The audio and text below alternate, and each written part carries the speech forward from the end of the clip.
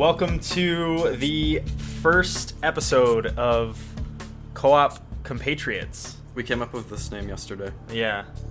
Well, we agreed on it yesterday. I thought about this name for a while, but I did not run it by you. I found out about it yesterday. Yeah.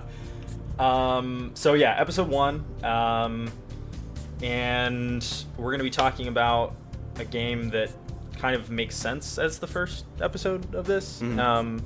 It's one of my earliest memories for co-op video games, I think, in general, which is Halo Combat Evolved, or more specifically the Master Chief Collection version of this, which kind of encompasses both the original release and the remaster. Halo Combat Evolved originally came out November 15th, 2001. It was developed by Bungie. You know Bungie. I don't know Bungie. Oh, okay. I know though. Yeah, they made Oni. I've never heard of that game. Remember Oni? No, they made what was the Mac game they did? Marathon. Yeah. Yeah, makers of Marathon. What year was that? I don't know, late 90s. So obviously Bungie has gone on to make many more Halo games and Destiny 1 and 2. Which everyone loves. Universally acclaimed Destiny. Especially Destiny 2. Everybody on the internet loves to talk about how much they enjoy Destiny 2 as a product that they spent $60 on.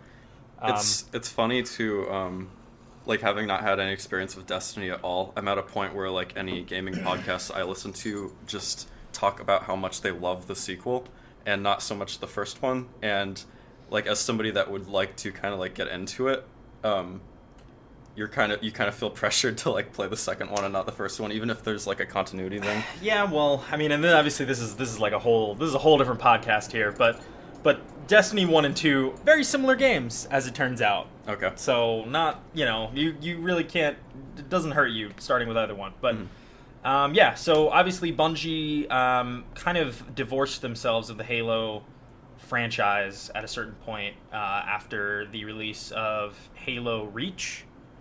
And a studio called 343 took over, and they're the ones who put out the Master Chief Collection, which came out in 2014, and on release was a huge fuck up.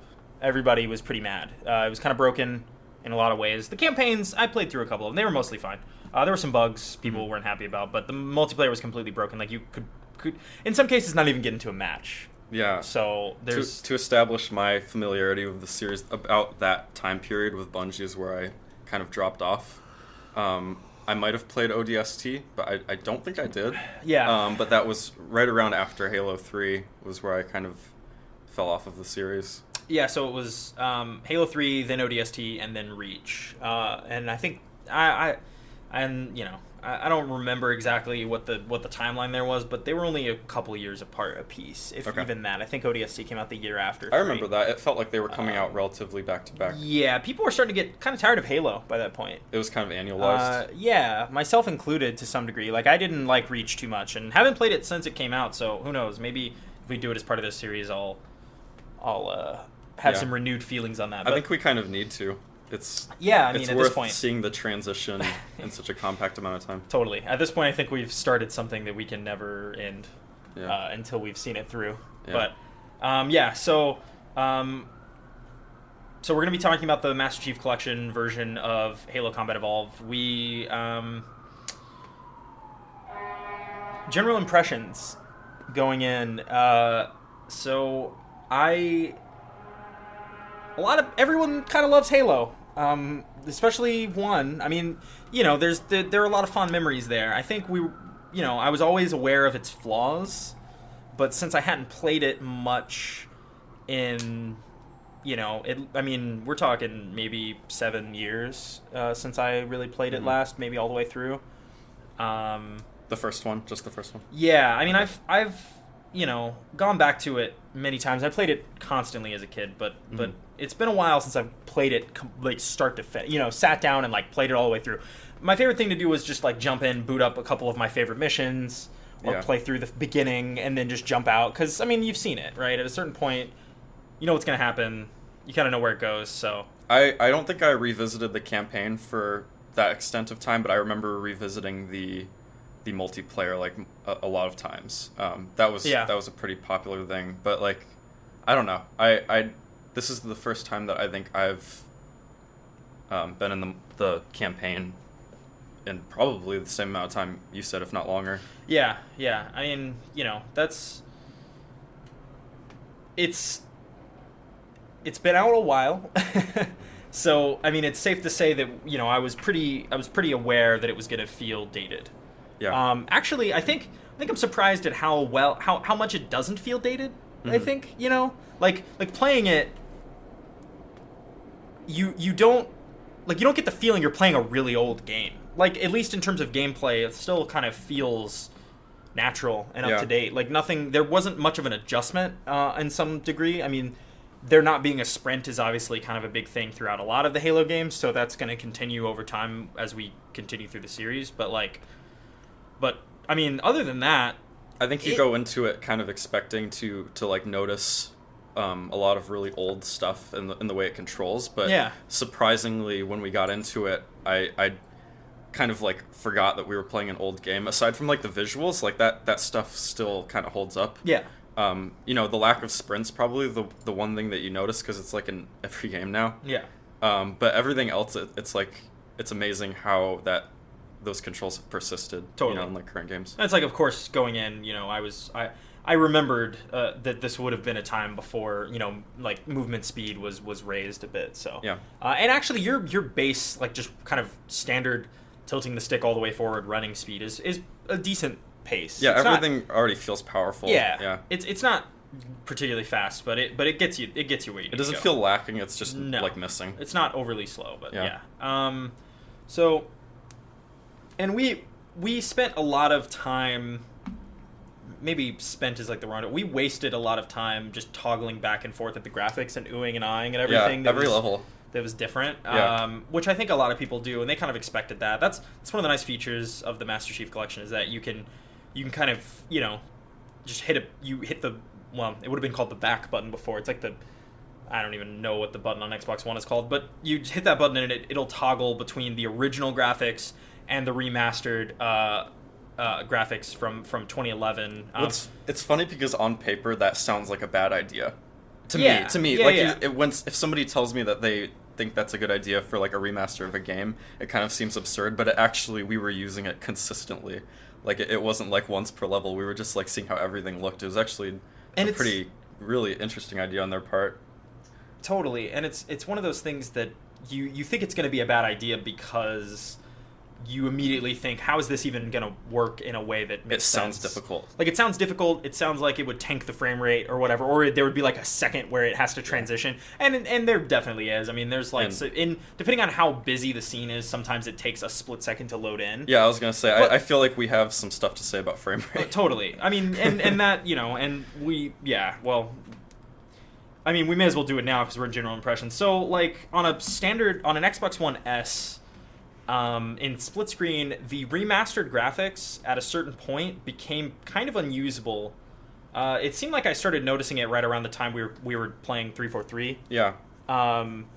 Which is, I don't know, like almost halfway. Yeah, I remember you mentioning it. It's funny because I was not. It felt like shit. It did. It really did feel that way, and I was not perceptive of it before you pointed it out. I just wasn't paying attention, and then once you pointed it out, and we switched back to the the non HD version, I was like, "Fuck that! That was awful." Yeah, the graphics or the overall feel of the game became sluggish because the frame rate was chugging so bad in the remastered graphics, which I'm pretty sure only happens in split screen. Like I think that's something. I think that's something that would not happen if you were just single player. Which, spoiler alert, is part of the reason why Halo 5 does not have split screen play, is because they claimed that it would compromise the integrity of their engine. Did they really say that? That's what they said. They were like, we incredible. can't get split screen in this game because we want the frame rate to stay at 60 FPS. I remember hearing people being upset about it, but I didn't further investigate like the reasoning or if Bungie made like a statement. Well, this would be 343, not or 343. Yeah. 343, yeah. Interesting. But yeah. So, but anyway, so that's just kind of a little thing, and like, midway through our playthrough of this, over a period of a few days, I went out and bought an Xbox One X, and specifically to see if the frame rate would be better. Mm-hmm. I think it's more important that you decided within a matter of 5 minutes. I just kind of at one point was like, I think I'm gonna do this, and then I just did, and that. You're like, I think I need to go to Target. Yeah. I'm like, why? Yeah, I know. So I bought it, and that actually fixed all of those frame rate issues in the HD version, which is hilarious and tragic in a number of ways. It sucks that you have to go out and buy new hardware in order to get, a game. Like, okay, well, so the original, standard graphics from 2001 edition ran beautifully smooth. Really? And you would think, when we were split screening it, right, we noticed, we kept switching back to it, right? Oh, well, yeah. Even on the S. And then we realized that the remastered graphics in split screen run like dog shit, which is a shame because that remaster was a 360 port. That was done in 2011. So there's no reason why an Xbox One, hardware from years after that shouldn't be able to run it well, but it's neither here nor there. And maybe that has something to do with the way the engine loads in both the original and the remaster graphics at the same time. Maybe it puts a huge strain on the system. I don't know. Yeah. I don't want to harp on this too much, but it does suck that you can't get the remaster in split screen. And more importantly, as like a closing thing to this, it's we spent more time in the remaster in the HD version because of how much better Smoother, it felt. So we got to see more of that without switching back and forth because of how annoying it was. Yeah, agreed. And I mean, and we also had some opinions about how the remaster handled some of the visuals. Yeah. At least artistically. Maybe we should talk about our favorite and not so favorite stuff. No, not yet. We'll get to that. We'll okay. get to that. Spoilers, man. Come on. It holds up pretty well as a game. I think. What if you were gonna review this game today? Like, if you were gonna give it like a rating based on the playthrough you just had. What would it be? It's so hard to separate yourself from like the standards that you like expect out of modern games when you're like reassessing it this way, but I don't know. Is this out of 5 or out of 10? I don't, whatever you want. I think 10 is usually what people use, but okay. But I don't. Okay. Out of 10, I'd say it's like a 7. Okay. And I don't know what the standard usually is for like a point system like that, like with like traditional gaming journalism and stuff. I'm of the opinion that 5 should be the middle, right? It's neutral. Yeah. Well, that's what I was gonna say. Is like I feel like 7 is my number just because it's not mediocre to me. I actually enjoy it, and I enjoy it on a visual level. I enjoy it on like a gameplay level. So it's like it wasn't a perfect experience, but I still really like it, and I feel like 7's appropriate for that because it doesn't feel average to me. You know? Yeah. Okay. I think I think if I was going to be harsh, like if I was really, reviewing it as though I just played it for the first time, I'd probably agree with you on that. Really? And that's, so that is to say that my overall impressions of this game are that the first half is extremely good and that the last half is pretty fucking bad. Would be where my gut wants to go. I don't know if I would say bad outright, but it's pretty annoying. Yeah. Honestly. And I think so we'll leave that at that. Let's kind of start so you start off in a bit of a cutscene of a ship being chased for the prior to the first level, and you find out that that ship is the Pillar of Autumn. It's the ship that you are on as the Master Chief, and it kind of plays a cutscene. Clearly, they're in dire straits.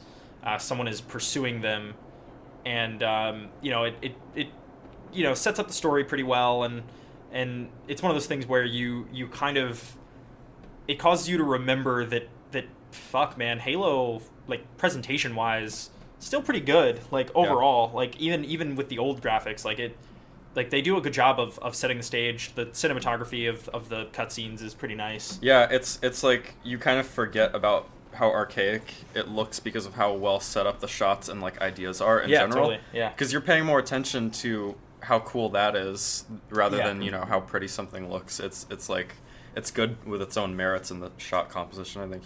Totally, and the voice acting is pretty same. solid. So but I think it got a pretty good laugh out of us early on because we thought it was hilarious that there's just 2 Master Chiefs climbing out of the thing in the cutscene. And no context. Which is something that I'd forgotten, and no one ever acknowledges it, which I think is also funny. But it's just one of those dumb things. Like, and they remedy that in Halo 2. I like to think that somebody when they were doing that found that funny. Yeah. Even if maybe like not everybody did, I like the idea that somebody was like, oh, this is going to cause people to like joke about it. I'm sure when they were making the game, they thought it was pretty funny. Yeah. But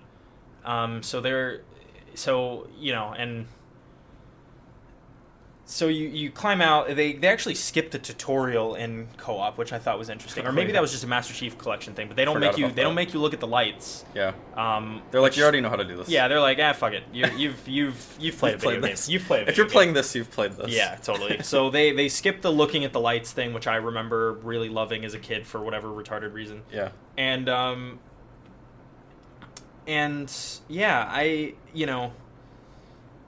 they kind of just throw you right in. I mean, shit's going bad. The whole place is blowing up, and they have you follow a dude until he blows up, and you jump over some pipes, and the level carries on. It's pretty linear, and it sets the stage for just how overpowering the Covenant is as a race against the humans. Like, they're kind of just going to town on your ship and on all the people in it. And it, at the time, playing it for the first time and not knowing anything really about Halo, you kind of miss out on the backstory of Reach and just how catastrophically that went. But knowing it now, we all know how fucked the humans were. Yeah, I think at this point, with most people having like played this, they have some familiarity with the weapons, so it kind of seems mundane. But when you separate yourself from that and you're like viewing this from like playing it for the first time, that duality of like the Covenant weapons versus like human weapons, and like they're clearly losing without you. Definitely. It is like, it's really interesting to see. It establishes how superior they are. Well, like right off the get-go. It's something you realize once you pick up a Covenant gun for the first time, and you realize that, or like a plasma grenade. Yeah, or a plasma grenade, or like a plasma rifle, and you realize that their own weapons are more effective against them than ours are in some capacity. Like it lowers their shields faster, and that becomes a factor later on too.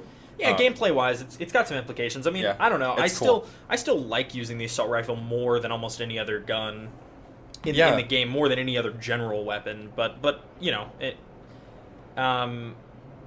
So the first mission is pretty much just you getting the fuck off of the Pillar of Autumn. Mm-hmm. Like it's just, hey, we're all screwed. This ship is about to crash. Mm-hmm. What's it gonna crash into? Oh, a giant fucking floating space ring. Wow, that's unexpected. Who would have thought? And if you didn't see the cover art. If you well, shit, I don't even remember what the original cover art was. I guess they show that. I think it's just on a grassy plain with Master Chief looking at the player. I don't know if that's the original. That's the one I remember from my PC copy, because I played this game on like that little box copy thing you got for your computer. And, totally. And it's him looking at the point of view, but you see that the landscape shapes a ring. So. Do you? Yeah, that's right. You do. That's right. Yeah. I do remember that. So I mean, it was the same on Xbox, I'm pretty sure. Yeah. But so the first mission is you getting the fuck off of the Pillar of Autumn, and you accomplish that, and that whole mission is still really fun. Yes. Like pretty much everything about it. I mean, there's. It starts off slow. You kind of do a lot of following dudes until you get to Captain Keyes. and then he gives you your pistol, the Rudy Tooty point and shooty, the only gun you need in the whole game, really. If you value marksmanship, which I don't. Yeah. So I immediately threw that shit away. No, just the sound of the assault rifle's too good. It is. But so you get off of Pillar of Autumn, and this is where it all kind of started flooding back to me. Mostly was, from the cutscene where you get on the escape pod, and you head down to Halo, and everyone dies. Yeah, in your I didn't escape. remember that. Literally everyone dies, and it came all flooding back to me as soon as we finished that first mission, and I was like, oh shit, yeah, that's right. Everyone dies except for Master Chief. It's like, what? You'd think an escape pod would be built for a crash landing, but, I think I pointed that out. I was just like, how is it possible that we're the only ones that survived this? It leaves there's I have some questions for humanity's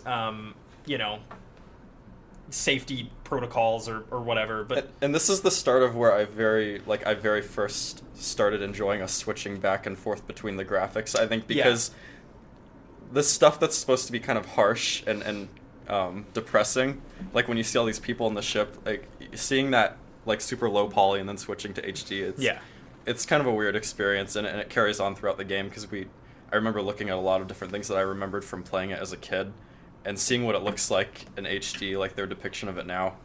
And it kind of changes the feel sometimes. Yeah, I mean, a lot of the lighting winds up being pretty drastically different. Yeah. More modern would be kind of a generous way of putting it.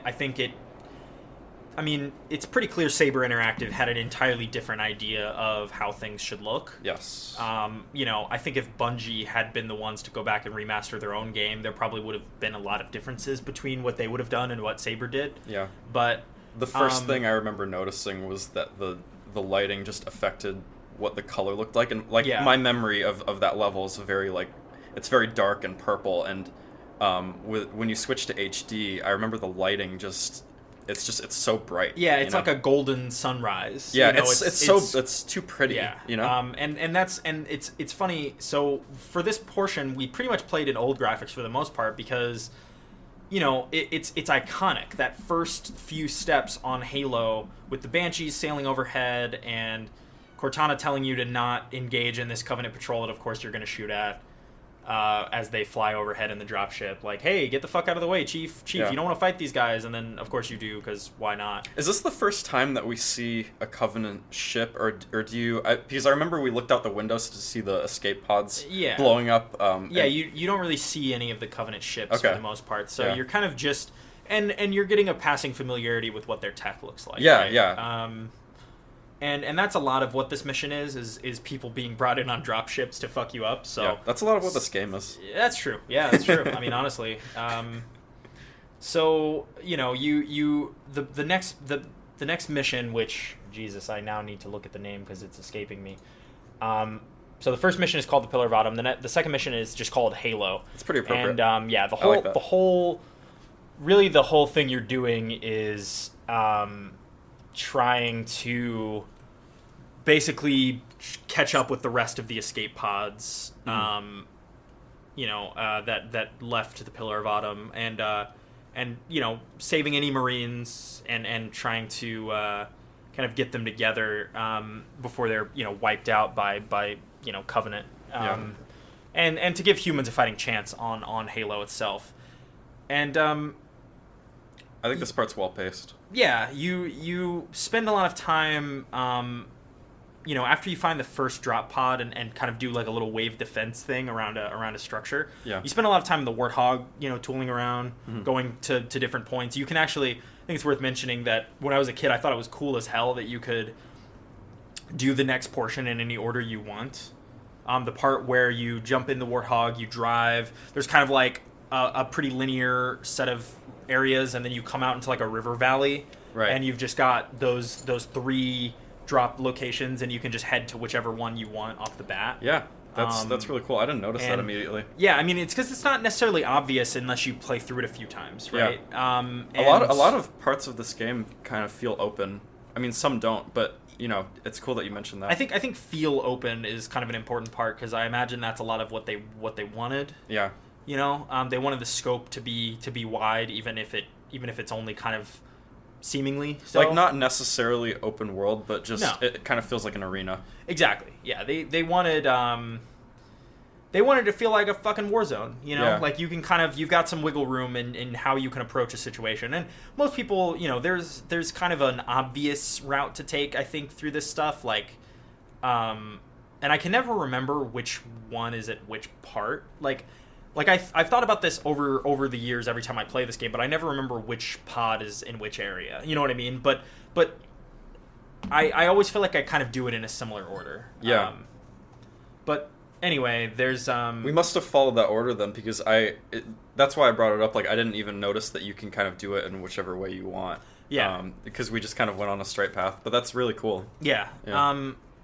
So you kind of round up the last of the surviving Marines, and you jump on a dropship, and that ends that mission. And there's not it's mostly world building here. There's not really a ton of story. You kind of know that. I think they might mention that Keyes has been captured already, or maybe that's the start of the next mission. But the very next mission, like they if there's one thing that's funny about Halo, it's that they waste no fucking time in this game. Like, there's no real setup for anything. They're just like, hey, we're doing it. Like, like the next mission, you're being deployed to rescue Keyes pretty fast. Yeah. Like, so the next mission is the Truth and Reconciliation, and this has always been, ever since I was a kid, my personal favorite. Okay. You know, nighttime mission, I'm a big fan of nighttime in general. Mm-hmm. It's when I do all my dirty. It's when I do my shit. But so love the night. Okay. But more importantly, the feeling of just landing, like that dropship just pulling up to the canyon, and you jumping out with all the Marines. And we get the snipers here, right? Yeah, you get the snipers, you roll out through the canyon with the Marines, just not fucking around at all. The Covenant don't even know you're coming. You, ambush them, basically. Which I think is really rad. Yeah, I don't know if this is my favorite level, but I did really love it, now that I think about it. Yeah. Just progressing through it. Again, this is another part of the game that I really liked the pacing of, in general. It just felt like you were making progress pretty quickly. Totally. And I mean, and it was visually really cool too. I remember this was one of the examples of the levels that I really liked in non-HD, or I preferred just the way it looked. Yeah. Because there's some that end up looking a little bit better, but this one I really loved the way it looked. And it's funny, I agree with you in the original version, because I remember the new version just looking overly detailed, like overly cluttered maybe would be what I would use. Like, they just add a lot of foliage and a lot of details that I just didn't care for. So I really like the sparse kind of desert of the original version. Yes. Yeah. Yeah, just the lighting. It's very atmospheric. It's cool. It's cool. And so the mission basically proceeds as you ambushing the Covenant, jumping on the ship. The ship is actually named the Truth and Reconciliation. So it's kind of like it's you boarding the ship and attempting to rescue Captain Keyes, which you do. You fight some Covenant. Yeah, you fight some Covenant, and you wind up, it's pretty straightforward. Like, you get on the ship. I think, not to gloss over kind of the best part, which is when you get to the weird fucking gravity elevator that takes you up into the ship. Right. It's probably my favorite part in maybe the whole game, because it's like, you just wave after wave. It's like dropships come in, and then people come down the gravity well, and then at the very end, they're just like, yeah, fuck it, 2 hunters.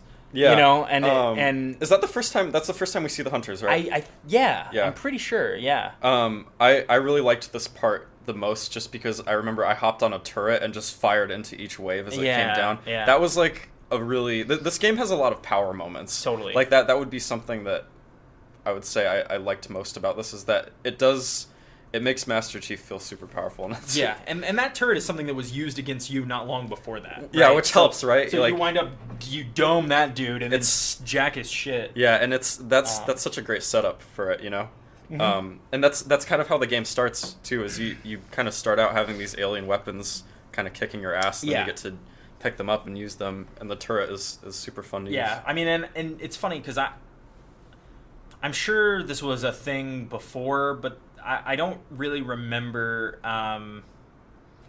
games that had like just a turret you could jump on kind of at will. I remember this being one of the first games where I recognized that as being a thing. Yeah. That you could use it if you want to, or you didn't have to. A lot of games I felt like forced you. They're like, okay, this is a turret sequence now. You will get on this turret and use it. Yeah, it's like its own isolated thing. My cat is meowing like crazy, so maybe I don't know if that's being picked up. But, I hope it is. Yeah, I hope so too. I hope her general fucking displeasure at having to listen to us talk about Halo is having to listen to us play Halo. Yeah.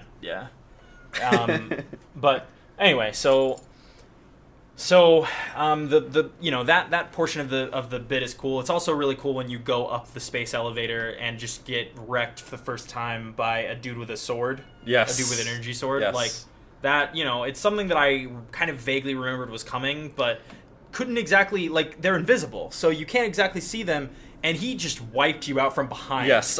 You were like picking up a gun or something, and he just domed you. One of my favorite things about this playthrough we did of this game is just that everything funny that could have happened that I think in part was intentional on their part. Yeah. Happened. Like this is the sort of thing where we could have very easily gotten up there, saw him immediately, and killed him. But instead, what happened is we were doing nothing, trying to look around the room, and I just got fucking killed from the back, and it was terrifying. Yeah. It's just like instantaneous. Yeah, and I say terrifying, and it's an old game, so it might not seem like it would be scary, but it was genuinely scary. It's just so sudden. It took me off guard, and I loved that. And it was funny. So that's a bit of a highlight, and then the rest of the mission is pretty standard, like fight through Covenant ship, get keys, and leave. Yeah, that's it. I remarked that at the end of the level, you steal a Covenant dropship, and they did not show any of you getting on the dropship. They just kind of like it's like a low shot of the dropship, and then the doors opening, and then just. It waits a second and then they just close and fly away. Yeah, and so they just don't. I'm like, they just didn't fucking feel like animating that. This is the first part of the game where I think we both had discovered a mutual hatred for how the Covenant uses the plasma grenades. Because definitely, there's you kind of get it a little bit in the Pillar of Autumn, but I feel like it's upped a little bit here, possibly. Totally. It feels like each level they dial up the let's throw fucking plasma grenades every second. Yeah. Like number up by one. It starts to feel like they're just chucking them just every spare second. It was hard. I don't think you got stuck a bunch of times, but I consistently felt like I was bad at playing the game because I was getting stuck all the time. Maybe it's not like a thing for other people, but it was. They either can throw really well, or I'm very bad at getting out of the way. Yeah, and maybe both, right? It's Probably, it's like Halo winds up being a game where you just spend a lot of time strafing from side to side, trying to avoid just various fucking projectiles. And part of it is like you feel so powerful that you think you can just kind of like get right in there and kill them. But this actually proves to be like a good way of like. Making that gap bigger instead of getting right up in their face and trying to kill them. It's like one of the first examples of the AI kind of getting the best of you. Yeah, and it teaches you how to play against particular.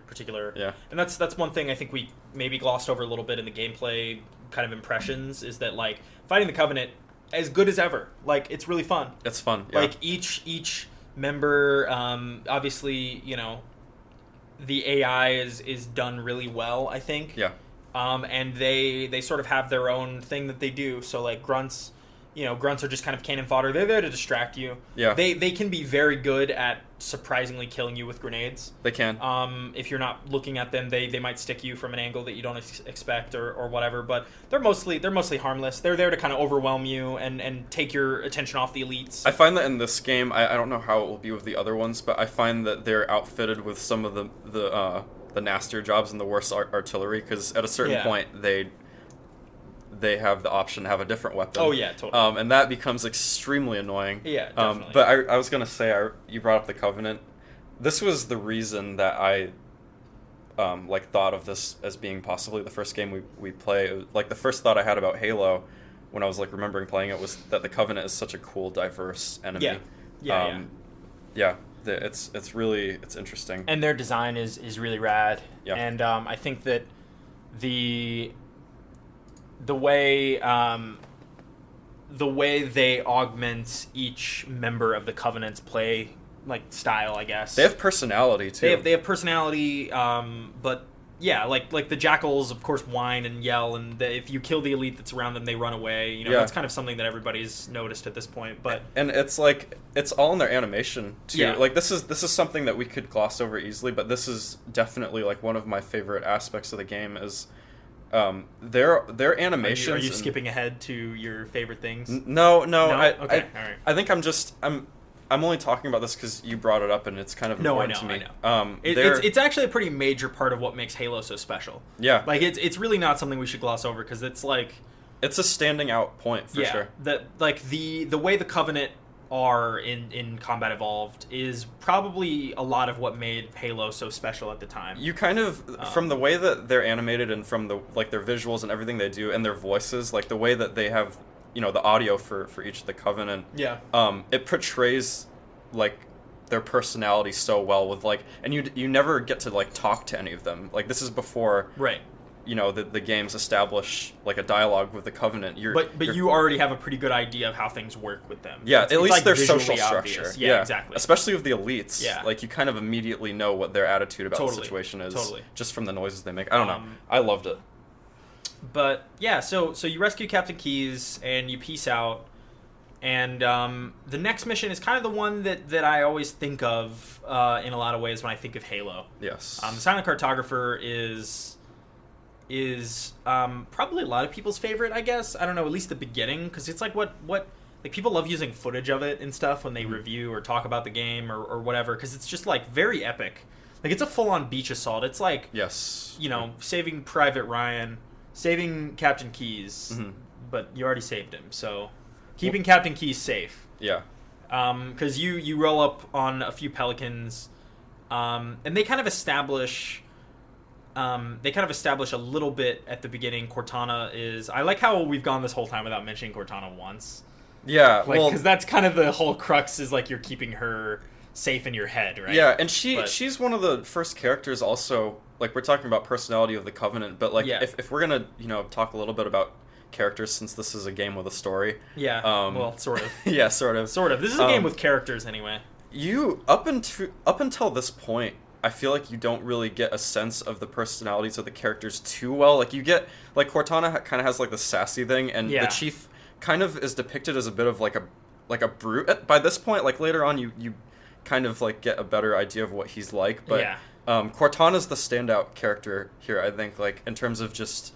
Up till now, she's done the most talking. Yeah, and Keyes is kind of like a nothing... Yeah, Keyes, I think the voice work on Keyes is good. We didn't talk about Sergeant Johnson at all. No, we didn't. It's because, you know what, it's so weird that he became a favorite, because he's barely in this fucking game. Yeah, we talked... There's so many moments where we were talking about this game outside of the podcast, but... y'all want to see combat, get ready! Like, there's a lot of that stuff, but... He doesn't talk much up till now, other than like various ambient dialogue and stuff like that, which maybe that's all it takes for someone to become a favorite character, but he's not in the game all that much as of right now. Yeah. You definitely he's get a little more later, but he's one of the examples of like characters along with like the human technology that you see early on that kind of establishes where this game draws its inspirations from. Totally. Mostly aliens. Yes, for sure. Yeah, it's pretty clear, and that becomes even more clear later. This game has a huge James Cameron thing. I feel like, in general. Because that was kind of the Space Marines thing, right? That was his look. It wasn't just aliens. Like he had kind of an aesthetic, and this game has some reflections of. You can tell the inspiration. Totally, it's like the way the military tech looks of the humans, but also like the. Just the general garb of the Space Marines. It's kind of ham-fisted. Yeah. Like it looks like it's standard like military gear, but it has like an almost. It's very like tactile looking. Yeah, for sure. It's cool. Totally. So Cortana kind of sets up at the beginning of this mission exactly what you're doing, which is that you're trying to figure out what the hell Halo is. Basically, you're looking for a map to kind of take you to kind of give you an idea of what's going on with the ring. Yeah. And so you land on the beach. There's a cool like beach assault moment where you're fighting a few waves of Covenant alongside a bunch of Marines. They drop off a Warthog. You do some jumps. You do some flips. The beach is one example of where I think the HD remaster was good. Just like not even just like acceptable, but legitimately good. It kept a lot of the same lighting and a lot of the same ideas, but was just a little more detailed, a little brighter. It's hard to know if that was. But the frame rate was bad at this point. Yes. We had not switched over yet. Was this might have been where we noticed? I believe so. Yeah, this I remember was like the you first really wide open place, and I remember realizing that it seemed like the Xbox One S was struggling in the remastered wide open areas with all the extra detail and stuff like that in split screen. I remember that. Because we were doing couch co-op. This was not online. Like, we were split screening this motherfucker. So, we were doing it the old-fashioned way. But it's good, too, because I feel like that kind of encourages talking about the stuff in the moment. Totally, a bit yeah. better. And, I mean, drinking helps. Drinking does help. But, I guess this would be a good time to... One thing that makes this level cool is the constant transition between on foot and Warthog stuff. Which was true in the level Halo as well, because you do spend a bit of time going back and forth between the two. But in this, it's really like emphasized. You spend a lot of time driving the Warthog to an area, jumping out, going inside of a base, doing what you got to do, and then getting out again and getting back in the Warthog, and that stuff's really cool. Continues to be really cool, and Warthog's always fun. It is in open spaces, especially when it can't be destroyed. Yeah, it's indestructible in this game, which is funny. And I didn't even... again, this is like stuff... I probably should have been paying attention, but I didn't notice it until you pointed it out. And thinking back, there's so many examples of where we very clearly would have... Yeah, had it blow up or whatever. So the Warthog is the only vehicle in the game, unless I'm mistaken. There might be another one, but I don't believe so. It's the only vehicle in the game that cannot be destroyed. It makes sense. That you can drive anyway, right? So... yeah, it's weird. It doesn't have a health bar or anything like that. It's just the invincible. It's just it's basically the god of the humans. Yeah. So you spend a lot of time driving around and jumping out of the Warthog and pushing buttons and doing stuff, and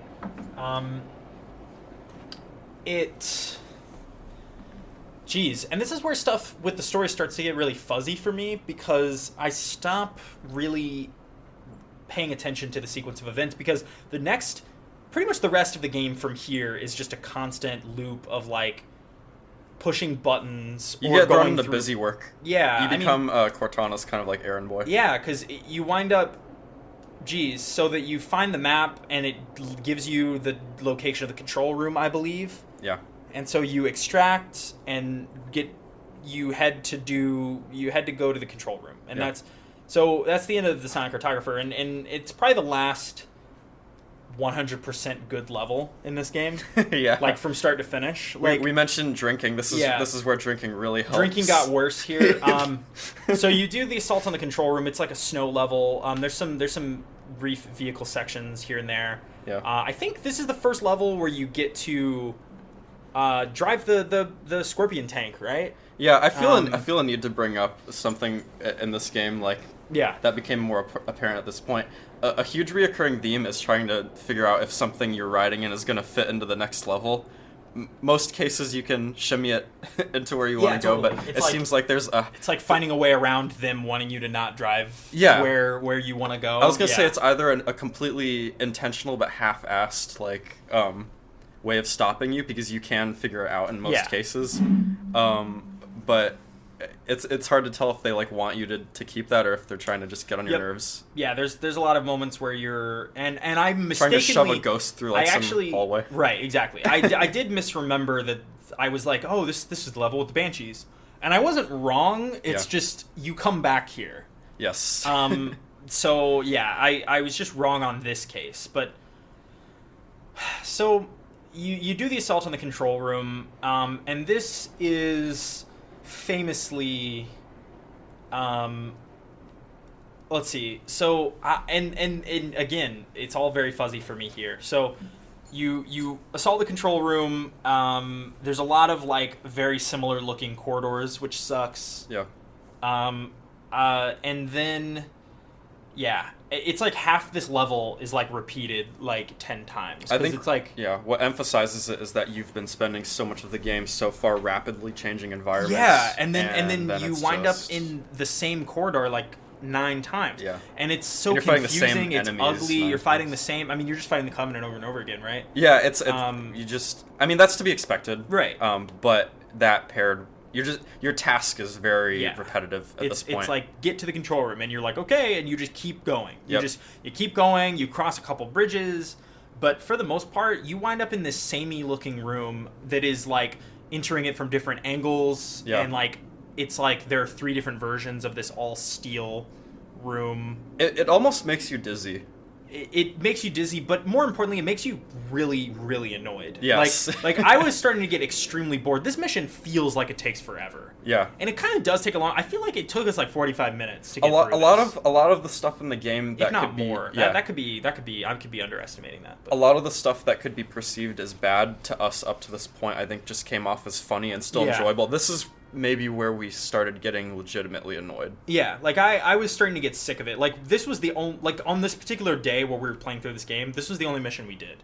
Yes. Like Like we played through this and then just quit because we were like, I don't have the patience for this right now. We'll do this next time. So and I guess this is the point where we should say like we didn't play this in one go. Yeah, no, I mentioned it earlier. We did this over a course of a few days. Yes. So it's good that we did that. Yeah, I agree because I probably would have been even more pissed otherwise. But yeah. Or more drunk, one or the other. Yes. But so and then this is where shit kind of goes off the walls because they're like, okay, the control room turns out to be kind of nothing.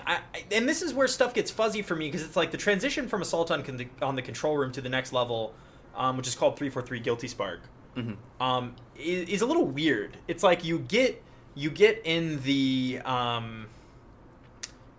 Pelican, which is the human dropship. Yeah. And it like flies down in the final scene transition, I believe.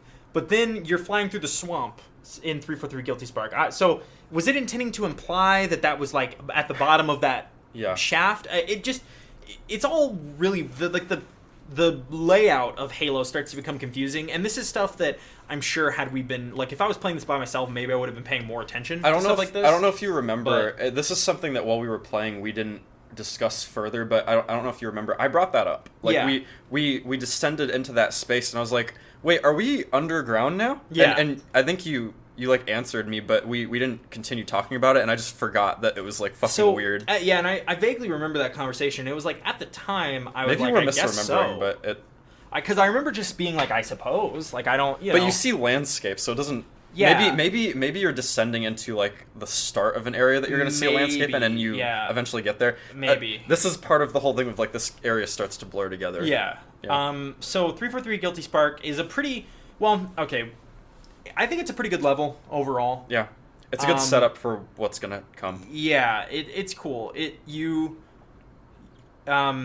starts out really ominous, and the remaster totally fucks all that up. I think you mentioned it becomes a little over detailed. They change the whole lighting. They get rid of a lot of the fog, and then they overdo it on like the foliage. Like it goes from looking like a weird foggy, like muted landscape to like more of like a colorful alien swamp. I was gonna say we again. I kind of brought up earlier that most stuff leading up to these points were just kind of either minor inconveniences or funny. Yeah. Especially like the very beginning of the game, like the HD version of the game. I don't know how much they changed later on with stuff like this, but there's little details that are changed, like the letter on the bulletin board. I remember we were looking at that. Yep. At this point was where I realized like the lighting is so essential in this game, especially because when we were gonna play this for the first time, I was gonna say the thing I'm looking forward to most is fighting the Flood, because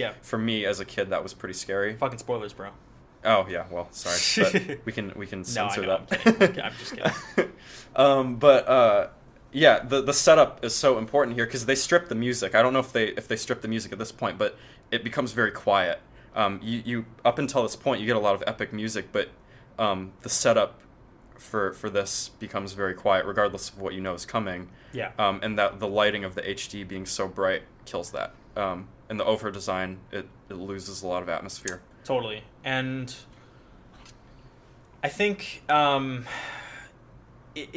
this is one of the few missions where it really comes through, not just in the swamp, but once you get into the like alien ruins, if you can even call them ruins, like the whole look of it is different.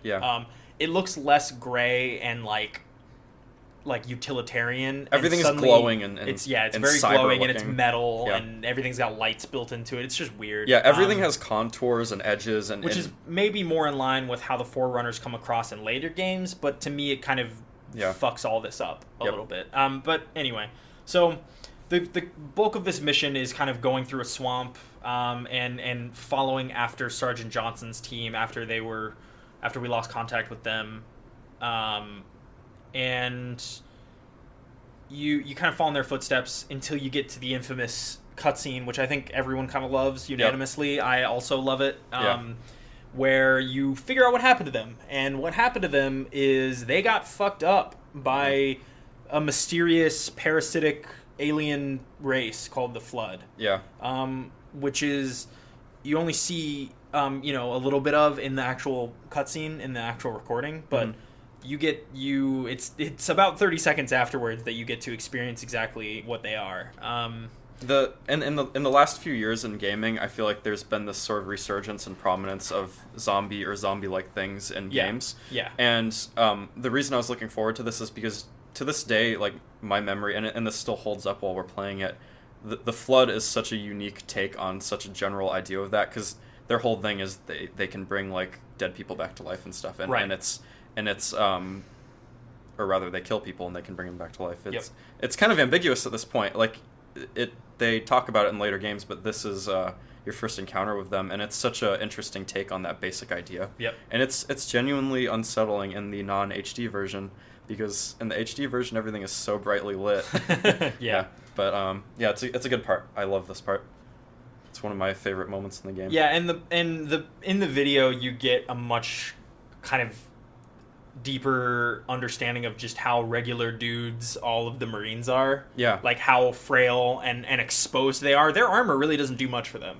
No. Which comes across a little bit when they're fighting the Covenant, like especially with how quickly they die when being hit by like plasma bolts and stuff like that. But like it seems like any armor in the game, and this is kind of interesting, any armor in the game that has exposed parts, which is good for the implications of what's happening when the Flood, because again, you don't know much about the Flood at this point, but you're not as affected by them when they you have a shield. And well, there's other things too, but like there's armor, but I mean, as long as your shield is up, they just bounce off of you basically. I mean, they do a lot of damage to your shield, but like the little parasitic ones that would otherwise be problematic for somebody fleshy and exposed, they just disintegrate when they hit your shield. And it's interesting that the setup for them also it doesn't start with you seeing any like corpses come back to life or anything. It starts with you just seeing the infection forms, so you don't really know what they do yet, right? And I don't think they really show the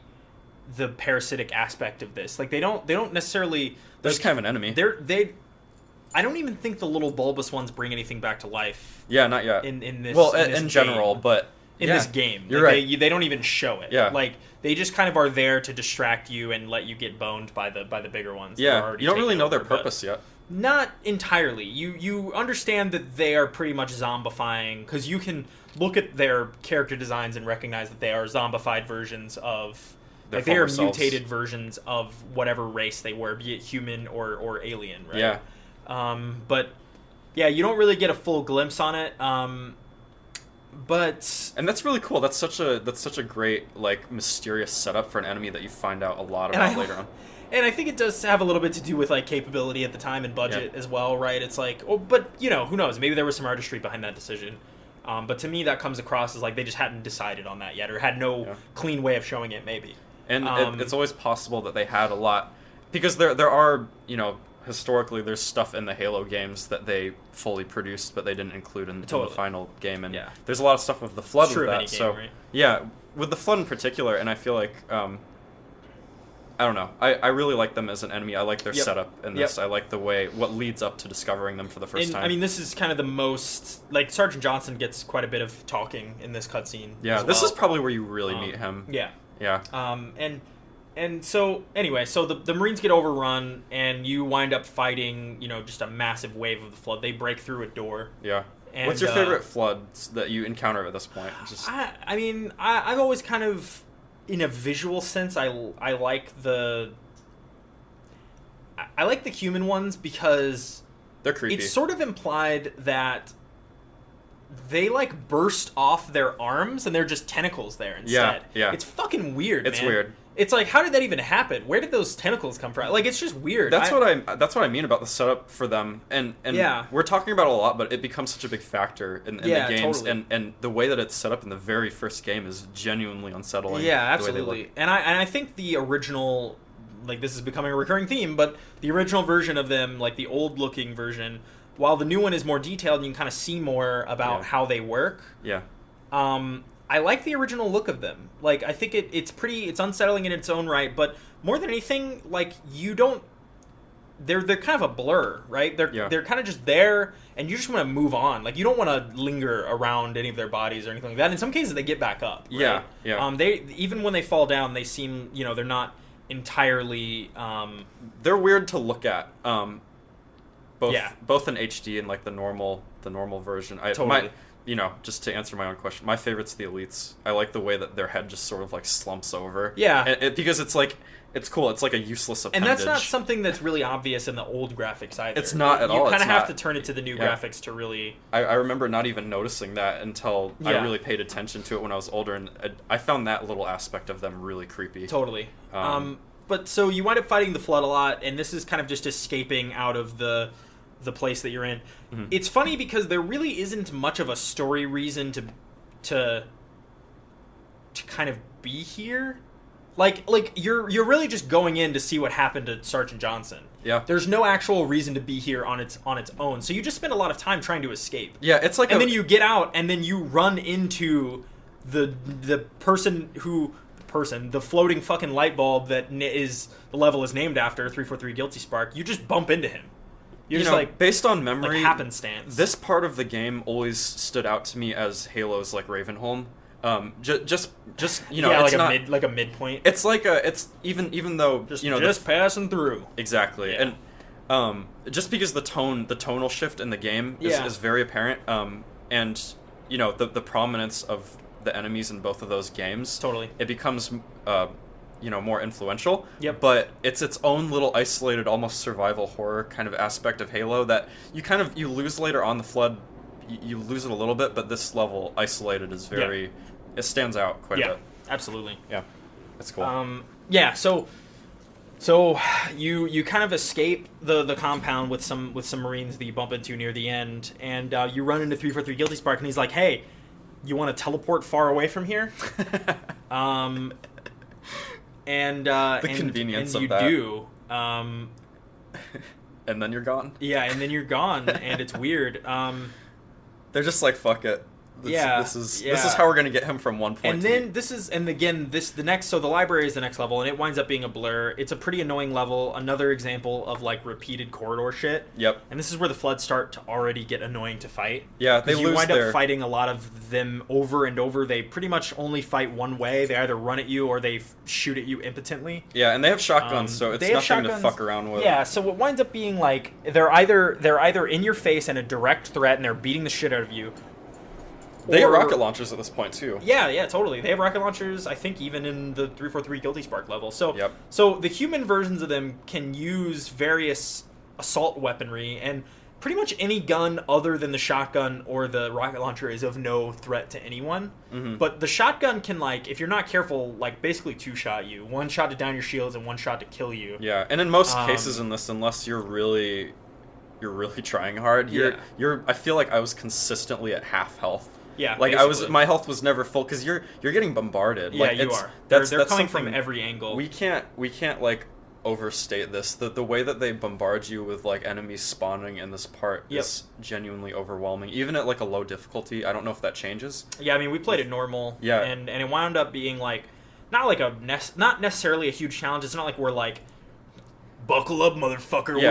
We're here to take this game to the cleaners. It just exhausts you. Yeah, as a casual casually enjoying this game. Very difficult here. You wind up having to focus a little bit more because they're kind of just everywhere. They're dropping for the ceiling. They've got vents and stuff that they're coming out of. And it's probably by design. That's the effect they wanted. In this game, I don't think games should be easy by any stretch, and I think this was intended to be difficult, right? But it's like there's so many instances like the flood with the rocket launcher where you can legitimately just die in one hit. Yep. You could round a corner, have no idea that guy had a rocket launcher, and just be blown the fuck away. This is I can't remember. Is this where we first discovered or rediscovered that when you shoot grenades, regardless of where they're at, they blow up and they. So this is where we discovered because explosives become a big factor here. There were a few times, pretty much any narrow corridor, you start to realize that grenade chain reactions are a problem. Yes. Where and I if you throw a grenade, forgot that. yeah, that if was you throw a grenade or shoot a needler and it blows up, anything that blows up will detonate any nearby grenades. And because of how claustrophobic this part of the game gets, you wind up blowing yourself up a few times. Yeah. I think we fucked each other up totally. Yeah. multiple times, regardless of the flood, which adds to the frustration. But so the library, I want to get through this because the library sucks. It sucks. The story at this point has taken a complete backseat to just how annoying everything is. Like you're trying to get to the index, which is like the key that lets you activate Halo at this point, right? And 343 is kind of guiding you along and being like, "Hey, come do this," and you're like. I guess we didn't really talk about 343 as a character. Yeah, he sucks. He sucks. He's annoying. He's voice terrible. I'm trying to remember how I felt the first time Some I people played will through hate this, I feel like. I'm sure. Maybe people like 343. I don't know why you fucking would, because he's terrible. I couldn't remember when we were talking about characters and general stuff before playing it. I couldn't remember if I liked him or disliked him. In general, because of spoilers, but he becomes prominent. Yeah. But he's insufferable. He's not fun to listen to. No, his voice is very annoying. But maybe, and I'm sure they knew that. I'm sure that's part of the point. Yeah. But yeah. Because it only gets elevated, and absolutely, that implies that there's like a perception of that being intentional. So you find the index and teleport back to where you left Cortana, which is in the control room, I guess. And the next level is called 2 Betrayals, and what's the second one? I wonder. What is this in reference to? Because the first betrayal is I guess it's 2 betrayals because you betray 343 Guilty Spark because he thinks you're gonna activate the ring and you're like no because Cortana goes hey wait Halo bad? Yeah, Cortana goes you idiot, you were about to blow us all up, good thing I'm here, you dumbass. And Master Chief's like what, I don't know. Yeah, this is kind of important to bring up. Like we were talking about characters a while ago, and this is where you really see that Cortana isn't an AI; she's more of just a person. She is the brains behind this. Definitely. Like, 100%. Maybe it changes. Part of what's exciting me about playing these games is like sort of seeing how these people develop. But Chief kind of comes off as an idiot. Yeah, he's a little bit. I'm the muscle. Yeah, I'm gonna blow up the ring, and then we're good, right? Like it's how it feels. Yeah, at least in this moment. Maybe it changes, but it's her handling of him. Like she's basically calling him an idiot. Yeah, she's like you're stupid. Kid. You followed this old technology and just did what it said without even thinking about it. And Do you even know what this 343 fucking thing does? Didn't even fathom that you didn't know. Yeah. That, so he's like, I thought you were on board. Yeah, we're kind of dancing around the idea here. So. Basically, Halo is a weapon of mass destruction to eliminate the flood, which is what 343 told you. However, what he didn't mention, and what he believes that you should have already known, because you're just going along with it, is that it actually kills the flood by starving them to death, by wiping out all sentient life. Kills everybody, including you. So basically, a parasite can't thrive unless it has something to be a parasite of, right? So it'll just starve, and then, someday civilization will grow and the flood won't be around to witness it. What do you think Chief is thinking here? Like, what do you think? Do you think he thinks he pretty instantly, once Cortana's like, hey, don't be an idiot, he goes, oh yeah, fuck this, and realizes that when 343 comes to the conclusion that Cortana is not about to let this happen, he gets violent pretty quick. He's like, listen, I'm just gonna do this with or without you. Yeah, you're both dying here if you're not with me. Exactly. So, and she's like, that's not happening. One thing that I think is entertaining about this whole exchange is 2 AIs fighting. It's hilarious. It's kind of the longest you've heard any character talk at one point in time. Right. right? Like, it winds up being like... Or dialogue that is not people telling you what to do. Or... it's kind of the first example of a lot of dialogue of people talking to each other, and not you, right? And this is one of the first points also where the game's banter becomes enjoyable. Yeah, I think. Agreed. Aside from what you hear from the Covenant, which stands out, but and we kind of joke about how the story is not much. Yeah. But the characters and the writing overall is relatively intelligent, and clever. It's pretty good. I think if anything, it's good. It's not consistent. It kind of bounces back and forth, but tonally it's kind of all over the place. Yeah, these moments keep me engaged. It can be silly and it can be serious, but overall it's pretty quality. This is a good moment. Yep. So so 343 is pissed. He tries to kill you. You're like, you know what? I don't feel like dealing with this, so you peace out. Yeah. You take Cortana and leave. And I like to think that the chief still doesn't understand. Yeah, but he's just like, whatever. I'm with the purple lady. Yeah, I'm upset that I got yelled at. Yeah. So he's taking his wife and going. Yeah. He's don't talk to me or my son. Don't talk to me or my glowing purple head wife ever again. She lives inside of me. So they fucking leave. He's like, this dinner is terrible. I got yelled at by both the waiter and my wife. I'm leaving. So I'm an idiot all around. And here's the part where you fucking play through the game again, but in reverse. Yep. You just go backwards. So you spend a lot of time in the same corridor that we hated before. Yeah. And then back in the snow. This is the part where you actually fly the Banshees, which isn't really all that fun. Honestly, I remember it being a lot of fun, but the Banshees kind of suck in this game. They control weird, and their weapons aren't as effective. Like, there's not as much splash damage as there was in later I'm titles. of two minds with this part because, to some degree, I like the setup of using them. I think that having such a vertical space is a good way of being like, hey, this isn't just something... Like, it highlights why... Because I feel like we glossed over this. This as a Covenant vehicle is my favorite. The Banshee is my favorite. It's Covenant. Beautiful. It's well designed. Everything about it is sounds very cool. graceful. It looks cool. It's just. And this is a good level for showing you that this is not something that just zooms around like a jet. It floats. And and I had a. You know what? It calls into question how this thing is even propelled. Really.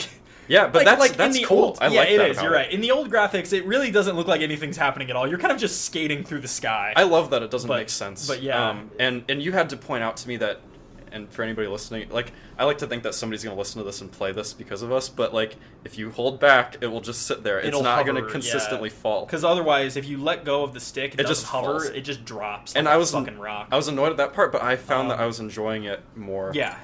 The secondary fire, which you're supposed to use to basically a Gauss cannon. Yeah, and this is a little bit underwhelming. It'll not much splash damage. You kind of have to direct hit. It'll kill anything in one hit, like any person. Because any ground troops, it'll pretty much kill in one hit. But vehicles, you wind up having to load into them kind of a lot. You can directly hit an elite, and it will not one-shot them. Really? Yep, I remember I this. Did not. I guess I didn't have that experience, but maybe as long as their shields are down. Yeah, I don't know. I felt like I was hitting them directly with the secondary fire, and it was not doing much to them. It'll kill anything else. It's kind of hard to tell, especially in split screen. You wind up trying to stay far away because you don't want them to lob grenades at you, and you don't want them to shoot you out of the sky. Because they definitely can. Banshees are made out of a bundle of fucking twigs in this game. Very fragile. They're very fragile. They'll blow up and kill you instantly, and it sucks. So you wind up kind of trying to stay far away from everything, and it's hard to see. Mm-hmm. Just based on the way the characters look, based on the background, it's hard to tell exactly what the fuck's happening. So it was hard. I found it. I was like, why am I not killing this guy? And it turns out I just wasn't hitting him directly. You know what I mean? There was just a lot of that. I don't know. I guess we'll see if we play the other games. Yeah.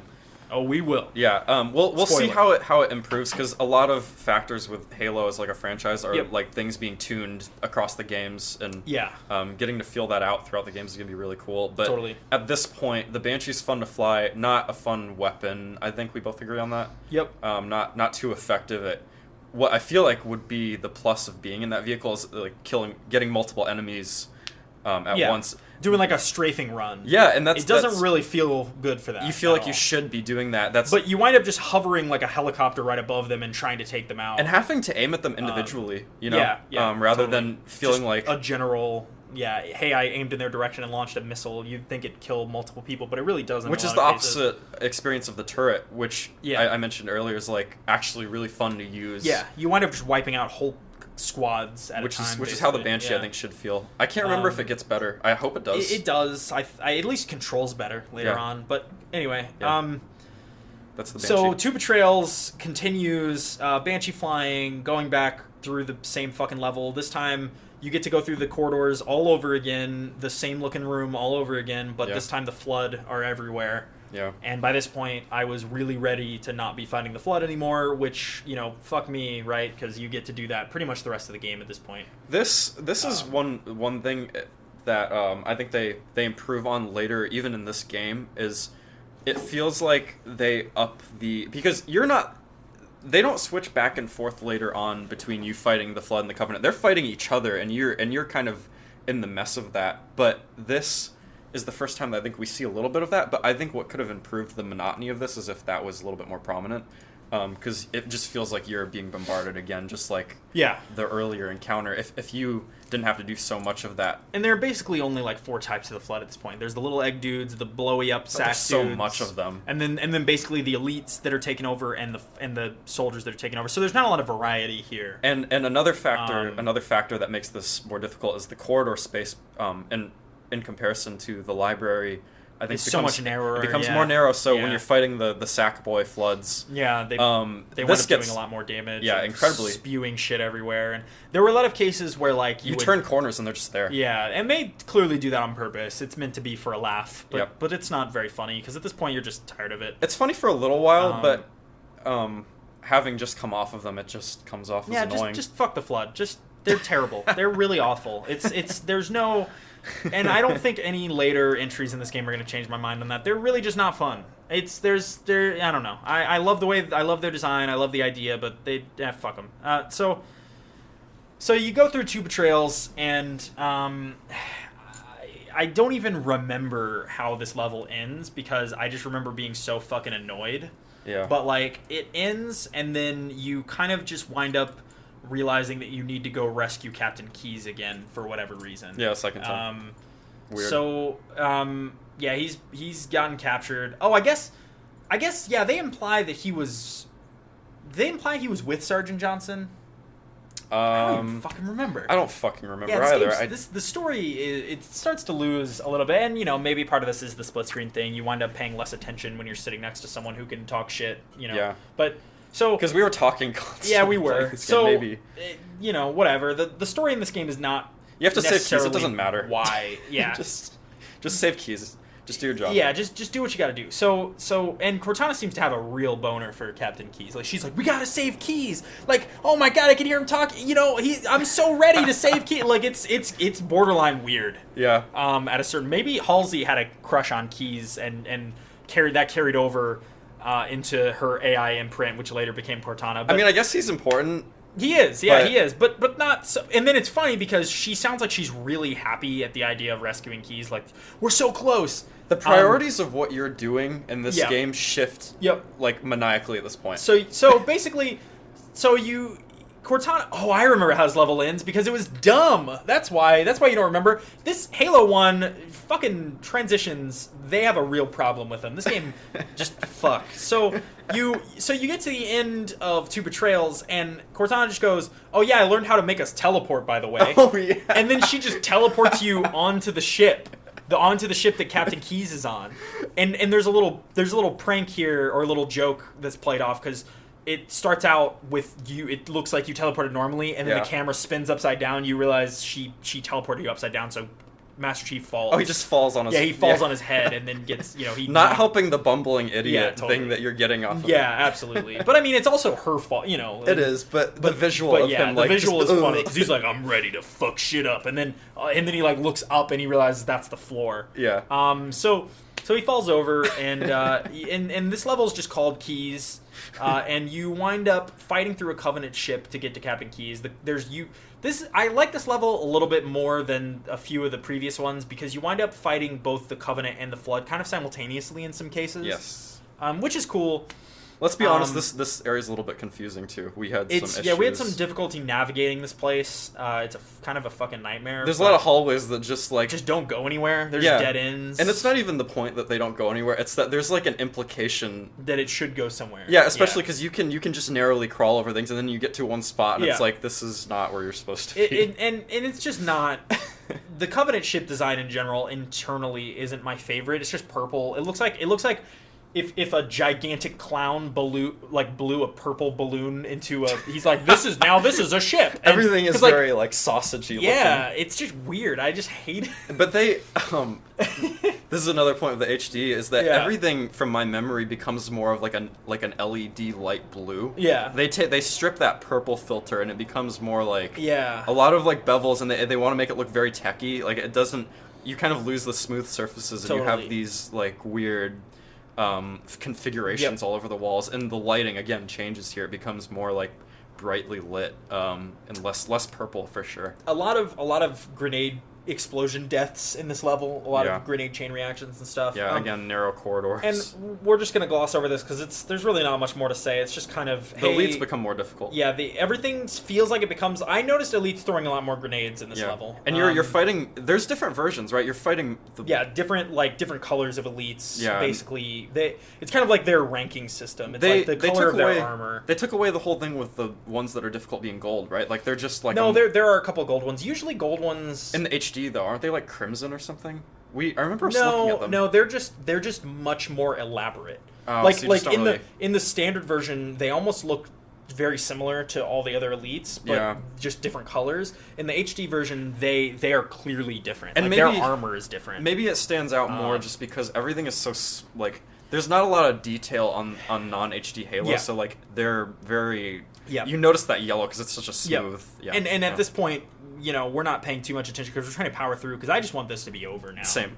I just wanted this to be over. I'm done with Halo Combat Evolved at this point. I've already moved on mentally. But I think we did all the things that we talked about wanting to do. Yep. Yeah. And I've now we're at the part of the game that this is the Zen of this is the last level of Half-Life of Halo. It's like you by the time you get to Zen, you're over Half-Life 1. Mm-hmm. Anyway, so I think the last thing we'll talk about in this level is the fact that you punch a hole through Captain Keyes' fucking face. When you find him, he's been just infested in a way that no other character ever is again by the Flood, which is weird, right? It's like a big, gigantic... It's a big loogie suspended through cords and shit. He is the environment at that point. It's like they were trying to... They're like, we'll hang up a decoration for our new... This is the new Flood ship that we have. And they just... It's like him and 19 different Marines just melded into one. God only knows what was going to happen there. And maybe they had other plans for that, but I don't recall that ever becoming a thing again in Halo. But that's neither here nor there. But I like this part just because... I mean, obviously, the whole thing with what happens to Keyes is, it's tragic, but, this is, again, one of the first setups for what, a Flood environment looks like, because, again, it changes in the next few games. Totally. They really up the ante on that, but this is the first time you see, what their kind of, structures look like, and it's, because it's not as present in the other levels, seeing this thing for the first time, and the way it's presented, you kind of, It's pretty nasty. Yeah, you incline to it being at the top of this, kind of the center of this room, and it's gross looking. In contrast with all the smooth alien technology, you have this it's the first time bulbing mass of flesh and weirdness. And I like this artistically because the Flood, from this point, you sense that they you know directly that they're taking over other organisms. Yep. And to see this structure take over a ship for the first time is cool too, because it's not just the Flood taking over other organisms, they take over their environment. But this is, I mean, you don't even really know that as of right now, but it's kind of the first implication. But it's cool I don't recall. I mean, even playing through it now, it just feels weird. It feels out of place a little bit. You know, I mean, it's cool. I like the visual. It's gross. The remastered version looks good too. I think the remastered version. This is my favorite example of an improvement. Yeah, I think that it's. If you're playing this and you switch to this part, it's way more terrifying looking. Yeah, it's pretty nasty. The original is sort of this glowing, bulbous thing. Yeah, whereas in the remaster, just kind of flat. Yeah, I saved some photos of it because this was a standout thing to me. But it's very biomechanical looking. Yeah, there's cords and weird. It's cool looking.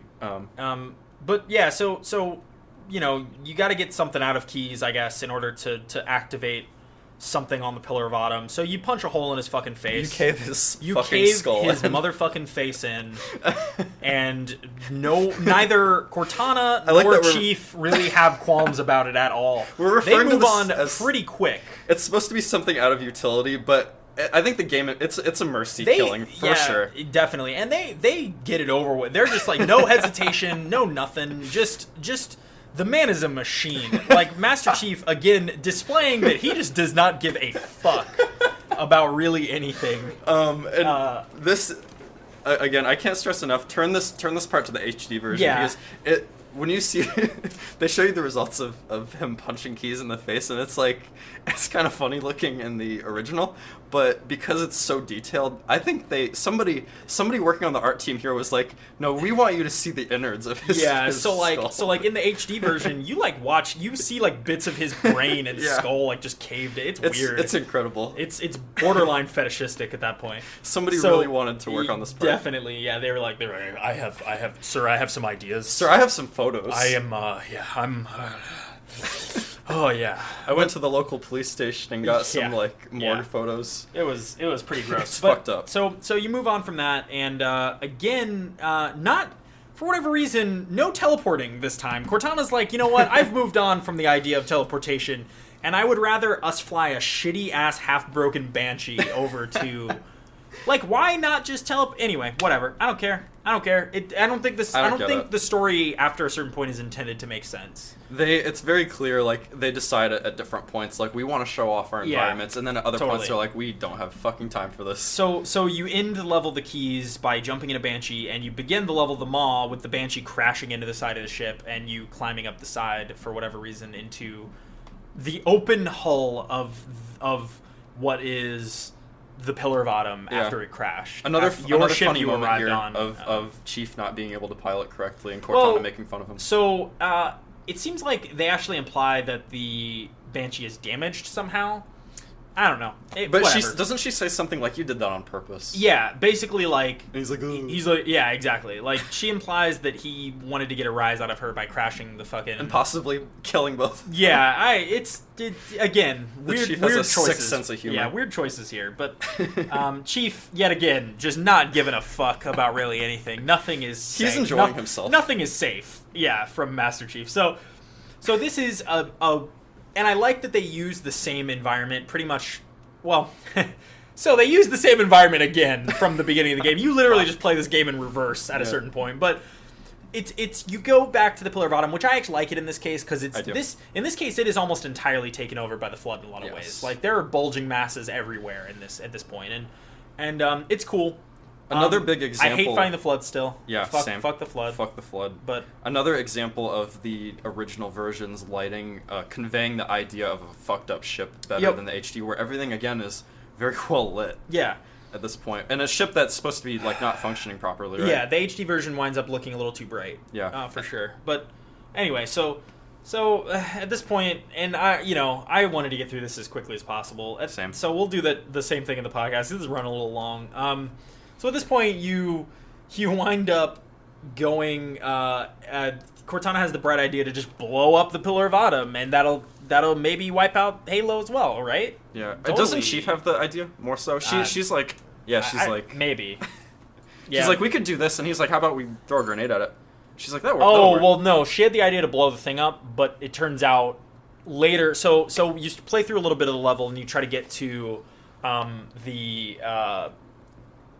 you try to get to the bridge where you use what you smashed out of Keys' head to activate the self-destruct of the Pillar of Autumn. And you're about to leave when you realize that 343 has followed you and thwarted your plans. Oh no. Yeah. So basically renders you smashing Keys' face in utterly pointless because you're going to blow it up and then they're like, what are we going to do? And Cortana's like, I can't override it. He's done it manually. And then so Master Chief's like, why don't we throw a grenade at the engine core? Very, very Chief-like attitude totally. At this point. He's like, I've got a solution, I guess. Let's shoot it. Hurt it.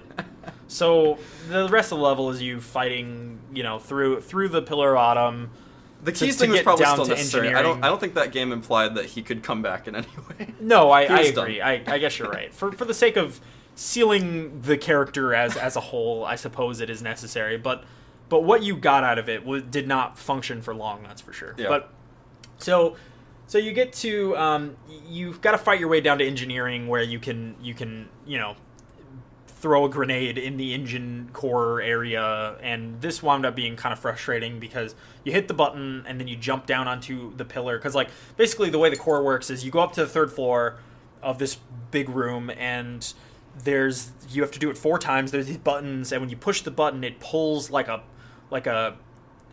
cover off of the vent of the core, like where maybe it like cools it or something, or like it's an exhaust vent maybe, but it pulls that like a arm, like a cover thing away from the exhaust vent. This room and doesn't then you make lob a lot grenade of, into This room doesn't make weird. a lot of sense other than for the purpose that they needed it for. Yeah, definitely.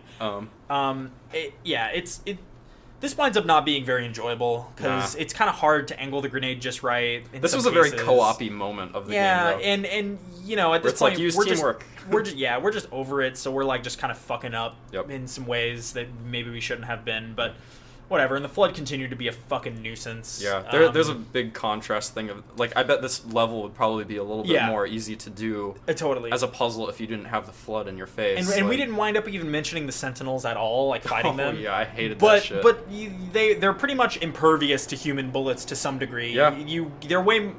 Covenant weapons are way more effective. Energy weapons are. They down them in like 3 shots on normal difficulty if you use a the human weapons do like nothing to them. You spend a lot of time shooting at them with human weapons, and ammo becomes scarce for certain weapons at this point in the game. So, there's a lot of you're using the plasma pistol more than you want to be. I think it's weird. I think just to briefly talk about the Sentinels, I feel like this is the first point that we really see like Forerunner technology and like how it's implemented, how it relates to 343. Yeah. But let's get over this part. This part sucks. Yeah. The end is okay. Yeah. So you blow up the ship and you do the thing that Chief wants to do. You gotta escape. So you start to run away and you jump in a fucking warthog and. A pelican is supposed to come pick you up. A pelican is supposed to come pick you up at a certain point. But they're going to be on their way. They're going to get you. Foehammer, the name of the call sign of the pelican, Foehammer does not make it. She goes down a blaze of glory. Very unexpected. But we kind of skipped the part where you jump in a warthog and you have to drive at a rapid pace through a very narrow hallway of twists and turns and fucking obstacles to get to a point where the pelican can pick you up. I hated this. I remember loving this. I remember really loving this as a kid. And to be fair, we did... At this point, we were playing entirely in the remastered graphics because at some point we toggled it to that. Yeah. And I was just so annoyed, I didn't even think of switching it. Yep. Like, I hated every second of this. Yeah. The Warthog controls like shit, which up till now wasn't a problem. It was fine. Mm-hmm. It's just you slide into so many obstacles. The damn thing flips so fucking easily.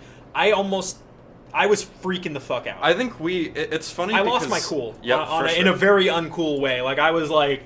I am extremely ready to throw my controller into a wall. Like I mentioned initially when we were first talking about this, there was a lot of moments in this game that I think happened exactly the way they should. And this was the first, since this is the first podcast we're doing, this is the first example of us, like, we weren't talking about the game. We were just like, we weren't talking to each other. Yeah.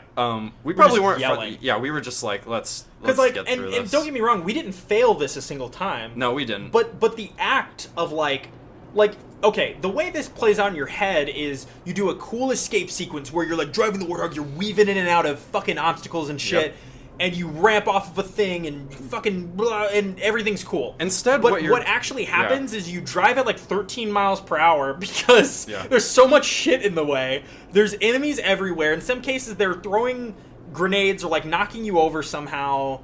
You're running into it's just... Like the room... It feels not cool at all, and it winds up being frustrating. Like the room where you're preparing to blow up the ship, this is something where even as playing it, like before I did a reflection, I genuinely felt like this isn't like the architecture of the ship, this is the architecture of like them wanting you to like have a driving level. Yeah. And you're going through the ship and it's like none of this shit makes sense. It's just like there's so much to run into. Pillars everywhere. It's like, what is any of this shit for? Maybe to a certain degree, it's like this is like a part where it's just, hey, this is just mechanics and stuff. Like, like it's just, this is a part of the shit that you weren't meant to drive a Warthog through to some degree, right? So it's like, of course it would be annoying, but it isn't fun. You're just slamming into shit the whole. It's very. You wind up not going very fast. I think. It kind of sucks. Definitely the height of my anger in this game. So you drive, Foehammer gets shot down by a couple of Banshees, and you keep driving, and you drive to the end, and you find a ship, and you run down a hallway, and you jump in the ship, and that's the end of the game, and Chief takes off his helmet, and you fly away. And you're never going to see the Chief. You don't see the Chief's face. Pillar Bottom blows up, takes out Halo. This is a cool visual. We should everybody's cool. Yeah, we shouldn't gloss over this. The thing with the Halo blowing up is cool. They have this shot where part of it is drifting very slowly and just crashes into the side that's closer, like at this like weird forced takes perspective. It out. Yeah, it's cool. That was a moment when I think of Halo before we did this. I remember that moment. That moment is very cool and well shot. Definitely. Yeah. And so that's kind of the full playthrough of the game. That's Halo. That's Halo. Combat Evolved.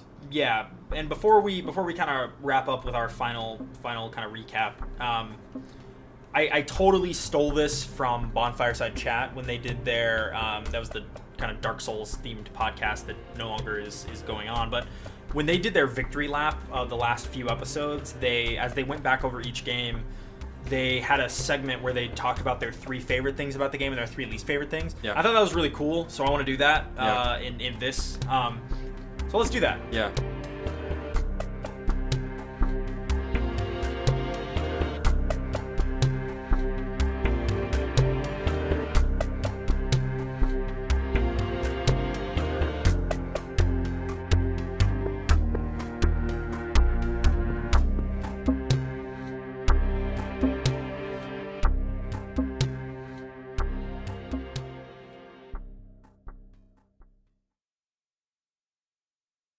Now that we have emptied our bladders. Yes. And opened our beers. Yeah, and opened our beers, which is necessary.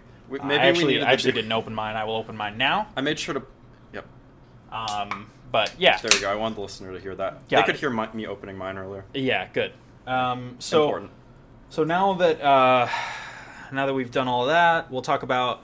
So, what were your 3 favorite things about Halo? Bear in mind, this could be anything, you know. It super small, big, whatever. Cool. I organized them from most prominent, or least prominent to most prominent. So, first thing that I liked, just broad strokes, I loved the unlocked FPS once you switched Xboxes. This is something that I thought about a lot. That's an interesting choice. That's really meta. That's a pretty meta thing to bring up, but yeah. I know. Well, earlier we were talking about this, like you gave me the rough idea of like it can be 3 things, it could be anything. Yeah. I took that literally. Maybe no, that's absolutely you're right. I took that literally, and when we switched FPS, this sounds so snobby, especially with like the debate about FPS and all this shit. But like, I legitimately enjoyed the HD version more. I was able to process it. I don't know if you remember, but this is the point where I legitimately started saying positive things about it. Yeah. I felt like I was being, even though it's pretty, they did work on it, it looks cool, but I was griping about it mostly from a visual level. And once we fixed the FPS, I was able to enjoy it. It stuttered awfully. It's a big factor. It really made a huge difference, and it made actually playing in the HD version actually like possible. In split screen at least. If not better. I know some people aren't going to care. Yeah, but, totally. For me, it made it possible. As somebody who primarily plays games on PC, exactly same. It makes a huge difference to my eye. Anyway, so what's your next thing?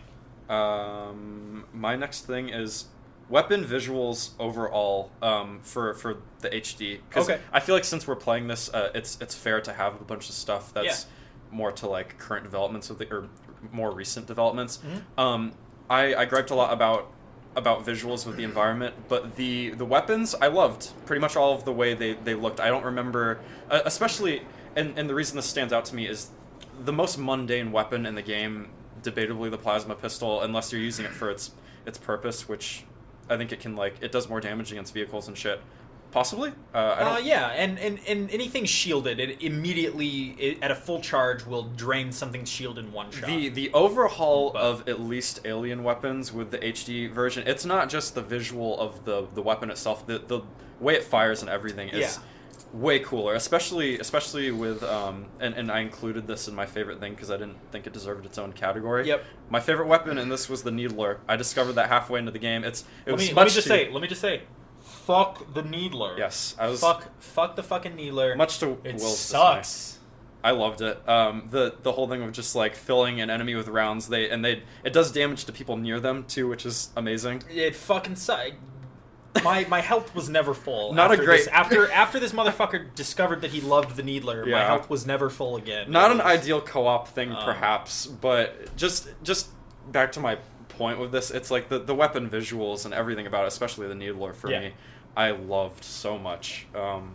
Definitely an improvement. Yeah, if there's one thing actually I will say about the Needler, its melee animation is the coolest in the game. Yeah. When you take it off and smash somebody with the Needler side of it, like the needle sticking out part of the Needler, it looks cool as hell every time. I think the Covenant technology in general got an upgrade with the HD. The purple lighting, I think you mentioned it possibly being a negative for you. Yeah. Just, the original, but I liked it. I think it's part of like the Covenant color palette, Sure. And they strip it a little bit, but other than that sort of thing, everything looks cooler for the Covenant to me. I think they did a massive improvement. Cool.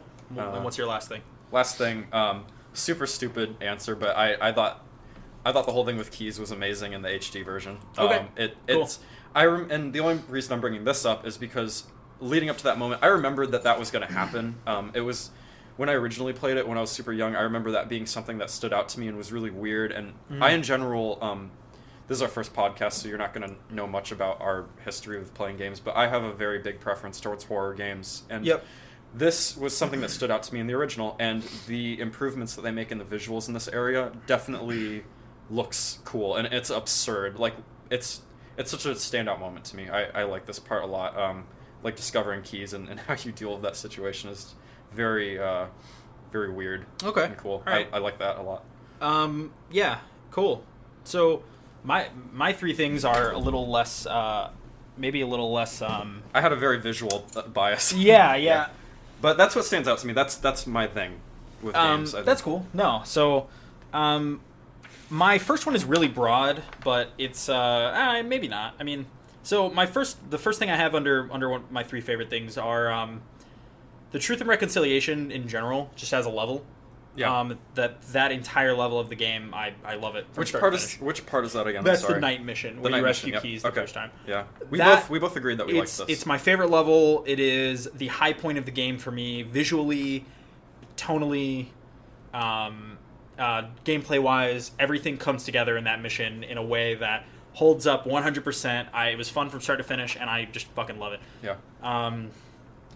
It emphasizes the use of the sniper rifle, a weapon that I think kind of doesn't really get featured mostly after that part. Yeah, there are a few occasions, but you're right. It's a popular weapon. It is, especially in multiplayer. Yeah, which I like the way this game introduces that weapon. But it's cool. So, and then my next one is Cortana. Just overall. Okay. Good character. Talk about the HD versus the HD Cortana. She's pretty hot. She's a babe. She's thick. She thick with 2 C's. No. I mean, even outside of that, like, Cortana winds up being such a highlight in this game. In a game where there's some good character development. I mean, it's like something that like, I don't know, we talked a bit about it, but like the overall kind of flow of the game in terms of getting to know the characters it heavily favors Cortana for sure. Yeah, and I mentioned earlier, I think she's like the first example of a character in the game, Definitely. And you get to know her the most for sure. But like she's rad. She's cool. I like her. I think I've always kind of liked her. And there's things that I know as fragments about her role in the later games, and it's kind of funny. I haven't played a lot of the more recent ones, but I know little things about how she develops as a character, and I look forward to that a lot because I'm remembering how much I enjoyed her as a character before. And she's kind of a fucking jerk to the chief, but like that's cool. I like that she echoes the way the player feels, or at least In a the lot way of we ways. feel about Yeah. 343. Totally. Because we hated him. We talked about that, and she talks shit to him immediately, and it's great, which is cool. It's fantastic. She doesn't take his shit. But yeah, so Cortana's a great character, and then the last one I have is the music, which is kind of an obvious one. Yep. Everyone loves the music. We listened to the music Halo. before we did this. Yeah, everybody loves Halo's music. It's a highlight, and we didn't talk about it at all. I kind of selfishly guided the conversation away from that because I wanted to have it for Save this. it for this, yeah. But like the music, pretty much start to finish, is amazing. Even when it shifts tone really drastically from more symphonic stuff to like more drum heavy. Yeah. Beats or like guitar stuff, like there's or there's to some nothing funny, at all. or to audio, nothing, or audio just, in general. Yeah, or just the the audio design overall is pretty great, but the music is a highlight. Yes. Marty O'Donnell is amazing, it's really good. Yeah. Definitely have some favorites on that. track list. I wrote them down. It's On a Pale Horse is amazing. Perchance to Dream, and you really liked Undercover of Night. Undercover which was kind of of Night. Yeah, which was For kind of sure. like a That track is amazing. yeah. Even in its own, like this is just to kind of like build on your point. This is stuff where I think you listen to OSTs and you're like in the mindset of the game, right? Which you can't really separate yourself from if you're going to listen to this Totally. on your own. But some of the tracks, like as isolated things, as isolated products, are cool. Like, even individual from the Halo environment.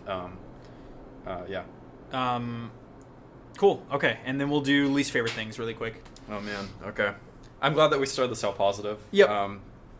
Least favorite things. What are you going to say? The last half of the game? Is that one of yours? The entire experience. Yeah. No, Playing with you is one of mine. Spoiler. Once I got the Needler. Yeah. I think at the same time that I got the Needler, I was propelling grenades more frequently too, which maybe killed you once or twice. Yep. Okay. So I'm gonna continue my shtick of talking about visuals, not so much graphics, but just visuals as a thing. Okay. My least favorite, and this relates to the HD collection or the HD version of this, is they really fucked up the lighting, in my opinion. Yeah. And I included over design in this too. There's some stuff. It goes back and forth. Don't get me wrong. Like the game has moments where it looks better, but man, they did not. At least from my point of view, did not really care about changing lighting to match different scenes, at least to a noticeable level. Maybe it was a little bit, but yeah, they took some liberties for sure. They it's just evenly whatever. It's a whole different development team. You can only do so much in trying to recreate someone else's vision. If we're talking about the original game, I only brought that up because we're playing the HD version, and it feels like if we're playing the HD version, we should talk about the HD aspects of it. But and it's relevant, right? It's part of the package. It's part of why we're doing it. They advertise you can switch between the two. Yeah. And so you do a lot, and you wind up realizing, hey, I prefer the original version of this game, even though it's fucking 10 years older. At different parts. Yeah, that's a big thing for that point that I was making, is like preferring the original. This really says something for where they didn't struggle, and they did a very good job, is being able to prefer something that so much came older. out in 2001. Yeah. That says a lot to Totally. me, But yeah, that was my first one. I won't go over that too long. This one's kind of funny. I'm coming out of the visual side of this, but like the way the floods spawn in this fucking sucks. Okay. I hated that. They like to do this thing, and maybe this was, I don't know how much of this was like us maybe doing these parts incorrect, but they don't let you have an indicator that you're done with certain rooms where the flood is, because they just keep spawning. And they'll spawn infinitely. And for me in games, usually, and maybe this is lazy, but like I feel like once you've cleared out a room, if you don't know what you're doing, that's at least a clear indicator that you're done. Yeah. And that doesn't happen starting with a library. Like they just keep coming, and you got to figure out what you're doing. And it's by design, I'm sure, because they want the flood to seem kind of overwhelming. But I remember this is kind of funny, but midway into the library, you pointed this out, and I was laughing hysterically over this. We were just like, where did all these Marines come from? Yeah. At what point did they take over these guys? No, well, not even that, but how many Marines were on the planet? Lived, yeah. How many Marines survived the crash? And was it nearly enough to have this sustain? Many Yeah, and it's maybe a faux argument, because they want it's more important that they get the flood to feel the way they want to, and very overwhelming. But if anything, it makes more sense for there to be more Covenant, maybe. But it's just a weird. There's too many. There's too much. It's a lot. It's overwhelming and it's exhausting. And it kind of ties into the fact that the Flood just sucked. Well, that for me, it's less that the Flood sucks, is that this detracts from what I like about them. Yeah, totally. All right, last thing. Assault in the Control Room is fucking terrible. That's what I wrote down on my phone because I wanted. That was, and again, I said I'm doing these in progression to the worst thing. I hated playing that almost more than the driving level, but. That the way that level loops, whether or not we were supposed to maybe do things more efficiently to move faster, it was awful. It was very agree. repetitive, and it didn't add to the game in ways that other parts really did. It's just a very copy paste situation. I don't know. I didn't like it. Yeah, and a lot of mine echo stuff that you mentioned, or at the very least echo points we talked about earlier, but. The first one I have is the Flood, which we've kind of done that to death at this point. But the Flood is one of my least favorite parts of this game. Not visually, just the choices. The mechanic and fighting them just stops being fun pretty. Like maybe the entire 343 Guilty Spark level is fine because you're fighting sentries. Like imagine Half-Life 2 at a certain point was just like 60% killing the zombies in Ravenholm. Yeah, it seems a little less enjoyable all of a sudden. Yeah. I think that's an example of a game that uses its secondary enemy finger quotes well, right? Yeah, because sparingly. When I made that Ravenholm comparison, it's with the addition that the enemies in that are kind of take they take like a side step away from the main priorities, which is more appropriate, I think, for sure. Even though you fight the zombies here and there before that as well, but it's not as much. It's like a concentrated, isolated thing, you know. Whereas the Flood they just keep coming. Yeah. That's but yeah. So and then let's see, and then I put grenade chain reactions. Oh yeah.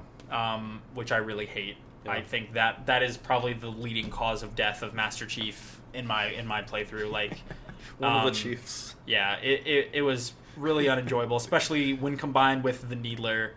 Creates for some fucking really annoying bullshit. You might maybe by the next podcast you'll have a different person. Yeah, I've decided to recast the partner.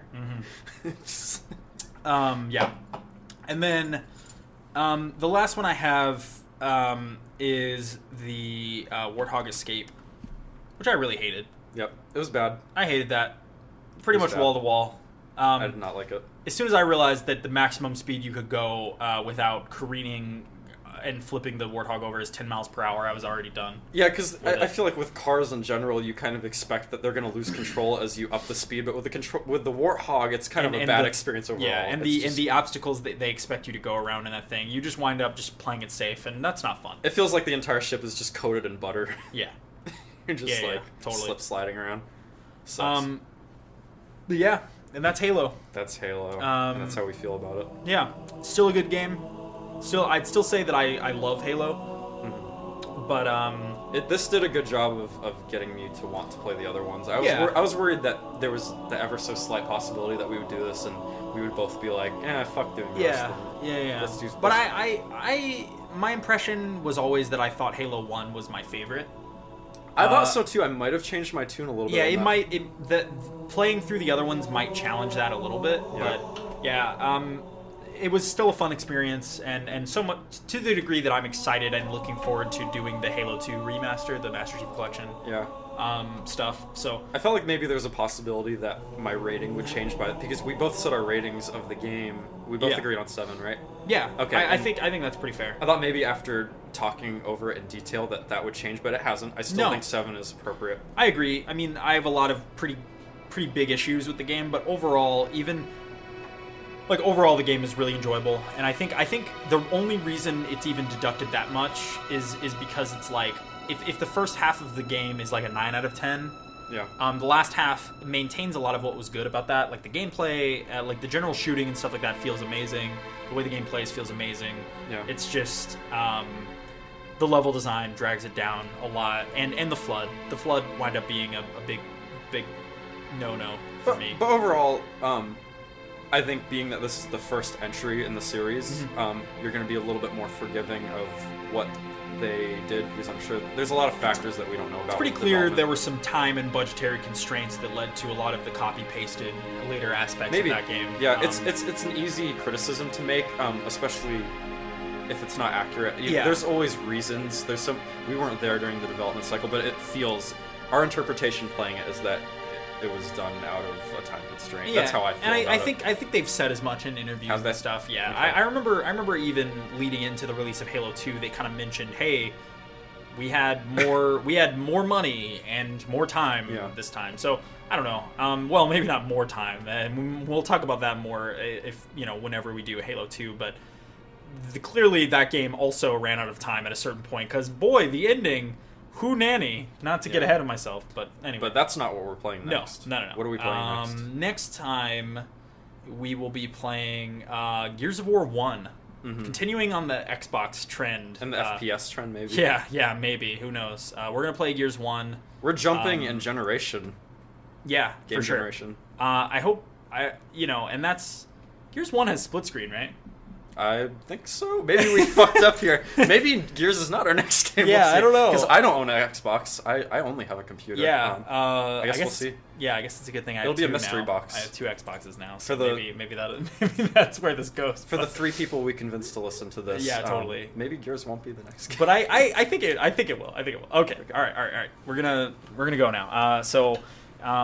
This has been Co-op Compatriots. I am William Chandler, which I forgot to mention at the beginning. I'm Sean. And joining me, Sean Petersohn, pretty much the only person I'll probably have on this for the foreseeable future. We'll see. Yeah. We'll see. But all right.